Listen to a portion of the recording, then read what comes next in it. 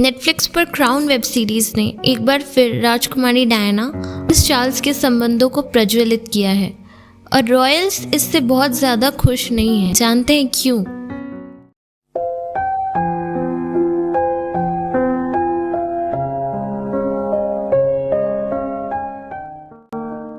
Princess Diana एक महिला थी जो इतनी सुंदर है कि जब आप उन्हें पहली बार देखते हैं तो आप उससे प्यार और आराम ही देने की सोचेंगे। वो नरम दिल, उदार, प्यारी और बहुत दानशील थी। उनकी उदारता लंदन के वश में नहीं था, लेकिन पूरी दुनिया में फैली हुई थी। उन्हें द प्रिंसेस ऑफ वेल्स के रूप में भी जाना जाता था। वो भारत के राष्ट्रपति रामास्वामी वेंकटरमन द्वारा दी गई एक डिनर पार्टी के लिए भारत आई थी, देश की आधिकारिक यात्रा के दौरान। सभी ने सोचा कि उसने एक आदर्श जीवन जिया है।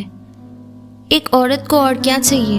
एक सुंदर परिवार, मीडिया का अटेंशन, शानदार भव्य महल, महंगे कपड़े, जूते, बैग और हर कोई उससे प्यार करता हो। लेकिन उस प्रबुद्ध मुस्कान के पीछे एक बहुत बड़ी पीड़ा थी, जिसके साथ उसने हर नए दिन की शुरुआत की। क्योंकि डायना के पिता एक अर्ल थे, उनके पास अपनी खुद की एक प्रतिष्ठित उपाधि थी, लेडी डायना स्पेंसर। वे अपने भावी पति प्रिंस चार्ल्स की तरह किंग हेनरी VII का दूर की वंशज है और महारानी एलिजाबेथ I के दरबार में उनकी दोनों दादी और नानी लेडीज इन वेटिंग थी। जब तक डायना महज 7 साल की थी, तब तक उनके माता पिता की शादी असफलता के बिंदु पर आ गई थी। उन्होंने जल्द ही तलाक ले लिया। डायना एक बच्ची के रूप में फैसला लिया कि वे केवल तभी शादी करेंगी जब वो वास्तव में किसी से प्यार करती हो, क्योंकि उन्होंने तलाक देने का इरादा कभी नहीं किया था, जैसे कि उसने अपने माता पिता को करते हुए देखा था। जब डायना और उनके पति प्रिंस चार्ल्स पहली बार मिले थे, तब चार्ल्स की 29 उम्र की तुलना में डायना सिर्फ 16 साल की थी।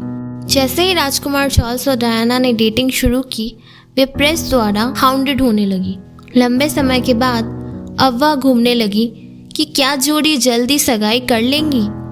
दोनों ने केवल 12 अवसरों पर ही एक साथ समय बिताया था। इससे पहले कि वे शादी का फैसला करते, आधिकारिक सगाई साक्षात्कार में चार्ल्स से पूछा गया था कि क्या वो डायना से वास्तव में प्यार करते हैं, तो उसने एक अजीब सा जवाब दिया था, हाँ, जो कुछ भी प्यार का मतलब है मेरे हिसाब से।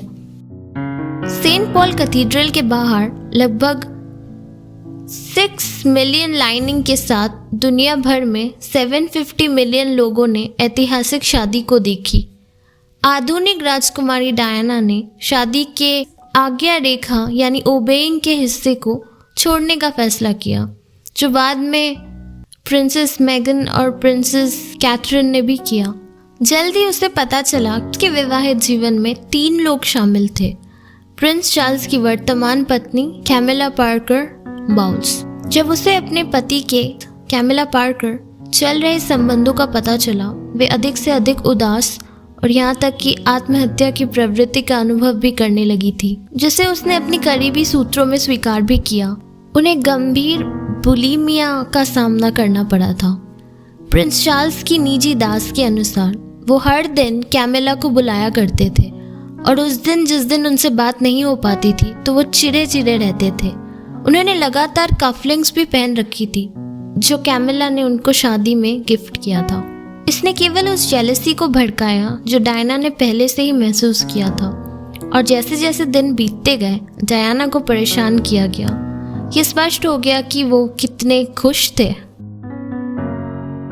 दोस्तों और परिवार के मुताबिक प्रिंस हैरी के साथ अस्पताल से राजकुमारी डायना के साथ घर लौटने के तुरंत बाद ही पोलो खेलने चले गए थे।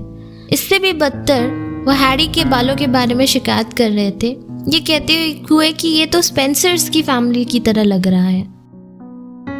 डायना ने अपनी शादी के बिजी स्केड्यूल के बावजूद माँ के रूप में अपनी भूमिका में दर्द से राहत पाई थी। राजकुमारी अपने पूरे दिल से अपने दोनों बेटों से बहुत प्यार करती थी और उन्हें एक सामान्य रूप से बड़ा करने की अवसर खोजती थी। वे अक्सर दोनों लड़कों को थीम पार्क और रेस्टोरेंट्स में खिलाने के लिए ले जाया करती थी। डायना ने अपने भीतर के दर्द का सामना करने का एक और तरीका अपनाया, जो चैरिटी कार्य के लिए अपनी मजबूत प्रतिबद्धता के माध्यम से दिया। उसने HIV एड्स अनुसंधान, एंटी लैंड माइन वकालत और कला सहित कई कारणों से अपनी शक्ति और प्रभाव का एग्जाम्पल प्रदर्शित किया।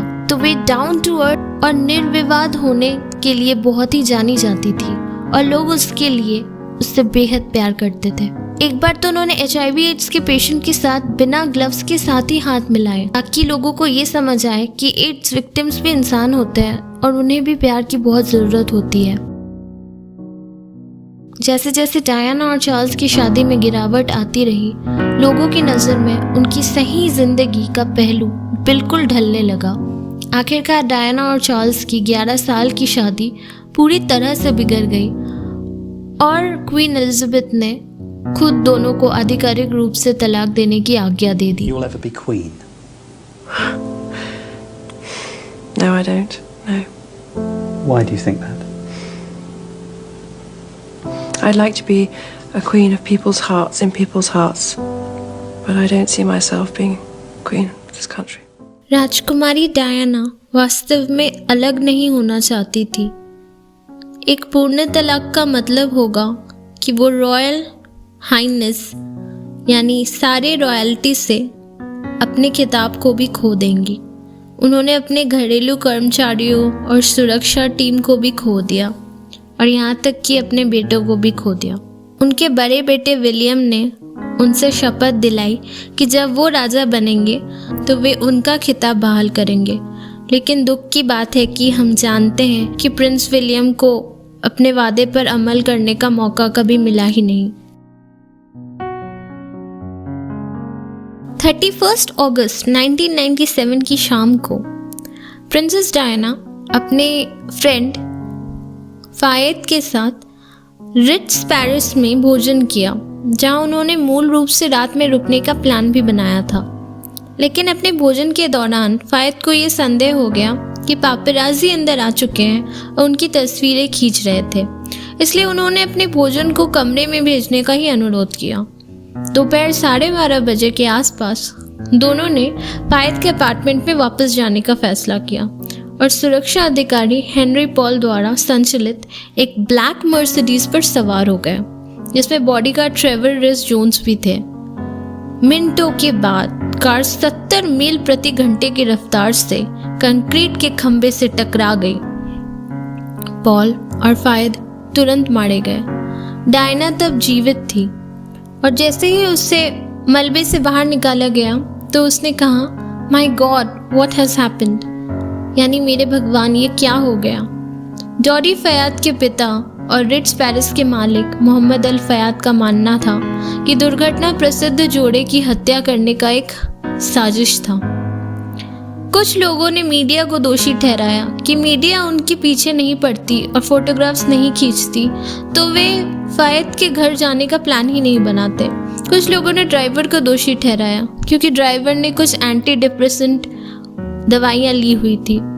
मरने से 10 महीने पहले डायना ने खुद ही अपने संदेह को कबूल कर लिया था। कोई व्यक्ति अपनी कार में दुर्घटना की योजना बना रहा था जिससे राजकुमार चार्ल्स के दोबारा शादी करने का रास्ता बिल्कुल साफ हो जाएगा। दुर्घटना के पीछे वास्तविक कारण के बावजूद एक बात जो डॉक्टरों ने निर्धारित की थी वह थी कि डायना ने अगर सीट बेल्ट पहन रखी थी तो वो सबसे अधिक संभावना थी कि मामूली चोटों से टकराव से वे बच जाती। ये उस रात के बारे में एक विचित्र विवरण है क्योंकि डायना को हमेशा कार में सीट बेल्ट पहने ही देखा जाता था, लेकिन उस दिन पता नहीं क्या हुआ था कि उन्होंने सीट बेल्ट नहीं लगाया था। डायना की मृत्यु की घोषणा के बाद शुरू हुआ शोक का वैश्विक रूपरेखा। अस्पताल के बाहर इंग्लैंड में डायना के निवास के रूप में और राज परिवार के लिए अपना दुख और समर्थन देखने का मौका मिला। भारी की भारी मात्रा में लोगों ने वहां भीड़ की। समर्थन दिखाने के लिए महल के बाहर हजारों की संख्या में फूल बिछाए गए और लोगों ने रोते हुए उनको गुड बाय कहा। ऑल्थ्रोप पार्क में एक झील के बीच एक छोटे से द्वीप पर डायना को दफनाया गया था। वे एक निजी स्थान रखना चाहती थी जहां उसके प्रियजन, विशेष रूप से उनके 2 बेटे, आंखों से अपने सम्मान का भुगतान कर सके। जब उनके बड़े बेटे प्रिंस विलियम ने अपनी पत्नी केट मिडल्टन को शादी का प्रस्ताव दिया तो एंगेजमेंट पर उन्होंने उसे वो अंगूठी दी जो कभी उनकी माँ यानी प्रिंसेस डायना पहना करती थी। इस प्रकार एक सुंदर महिला जो उसके तलाक के बाद कुछ खुशियों की तलाश कर रही थी, उसका निधन हो गया। ईश्वर ने उसे वो खुशियां नहीं दी जिसकी वो हकदार थी, लेकिन उसे महानता की अमरता जरूर प्रदान की। आज भी लोग उसे याद करते हैं और त्रासदी के आंसू बहाते हैं।